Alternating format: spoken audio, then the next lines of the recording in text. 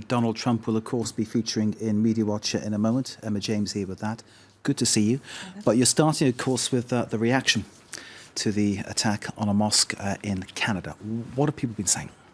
Well, it's no great surprise in this current climate that this attack was immediately politicised, not least, of course, because the Prime Minister of Canada, Justin Trudeau, has been very vocal in his support of refugees and of Muslims. In the wake of the executive order by Donald Trump, he tweeted this: "To those fleeing persecution, terror and war, Canadians will welcome you regardless of your faith. Diversity is our strength." Now, what is peculiar about this is that even though it was Muslims who were targeted, fans of Donald Trump were very quick to jump on this one, to come to conclusions, to make some rather odd claims. Remember when Justin Trudeau was going to explain to Trump the success of Canada's refugee programme? Is it still on? As though in some way refugees were to blame for this, because that is what they believed at the outset. They grabbed hold of reported claims that the two men who had carried out this shooting had run into the mosque shouting Allah Akbar and then shooting, that they were Syrian refugees who'd only been in Canada for 1 week. Of course, none of that turned out to be true. This Twitter user says Canadian police and the media are delaying releasing the names for damage control, in my opinion. If they were white, there would be a blimp in the sky with their names on.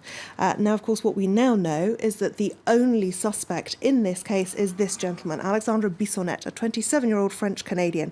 He's studying anthropology and political science at Laval University in Quebec City, and it is understood that he called police himself just 17 minutes after the shooting happened to say that he felt guilty about it. What is interesting, though, and there is no way I can verify this myself, I have to point out, because there is now no Facebook page for Alexandre Bissonnette. This purports to be a screen grab of his Facebook page, and there are some hints as to possibly what his motivation could have been. If we scroll down through the list of things that he has liked, lots of very boring things, but also he has liked the far-right leader here in France, Marine Le Pen, and at the bottom right there you see also Donald J. Trump.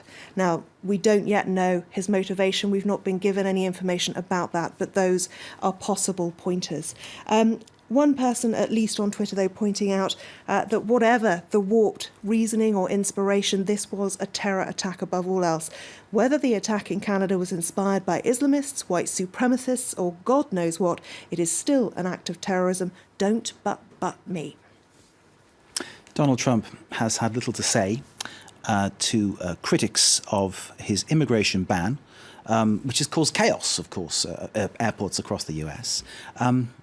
And funny enough, he's been silent on Twitter as well, which is most unlike the US president. Yes, normally that's his chosen method of speaking directly to the people. The only criticism that he has answered on Twitter is those people who said it was done too quickly and it affected people who were on their way home or other travellers without any warning. What he said is if the ban were announced with a 1-week notice, the bad would rush into our country during that week. A lot of bad dudes out there.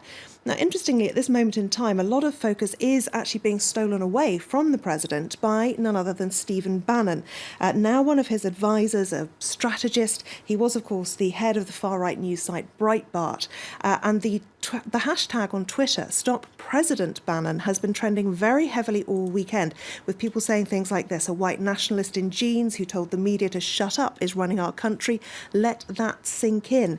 And this cartoon here, that's it, who's a big boy now, says Steve Bannon, and he's holding the hand of Donald Trump, who is signing something there saying, I'm a big boy.